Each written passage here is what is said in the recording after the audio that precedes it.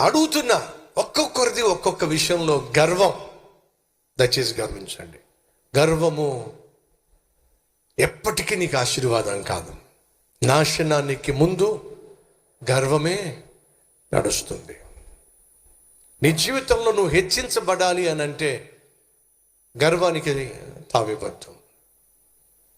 దేవుడు నిన్ను ఎంతగా దీవించినా, ఎంతగా హెచ్చించినా గర్వాన్ని మాత్రం నీ జీవితంలోనికి రానివ్వద్దు. మళ్ళా చెప్తున్నా, ఉద్యోగంలో అభివృద్ధిని పొందుకొని, ప్రమోషన్ పొందుకొని అధికారివి కావచ్చు. నువ్వు చేస్తున్నటువంటి వ్యాపారంలో దేవుని కృపను బట్టి ఆస్తిపాస్తులు నీకు రావచ్చు.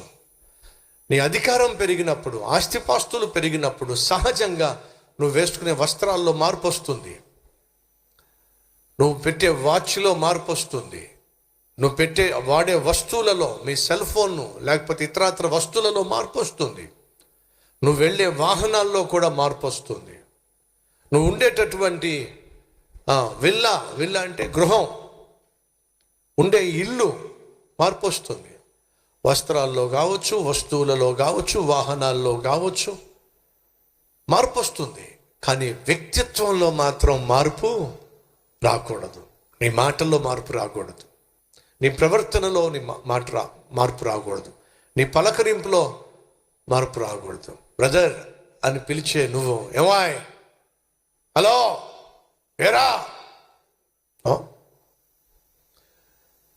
దీన స్థితిలో నువ్వు ఉన్నప్పుడు ఎలా మాట్లాడావో, ఎలా పలకరించావో, ఎలా దీనత్వం కలిగి, తగ్గింపు తత్వం కలిగి నువ్వు జీవించేవాడు. దేవుడు నిన్ను హెచ్చించిన కారణం ఏమిటంటే ఆ స్థితిలో కూడా అదే దీనత్వాన్ని కనపరిచి దేవుణ్ణి ఘనపరుస్తావు అని దేవుడు నన్ను దీవిస్తాడు.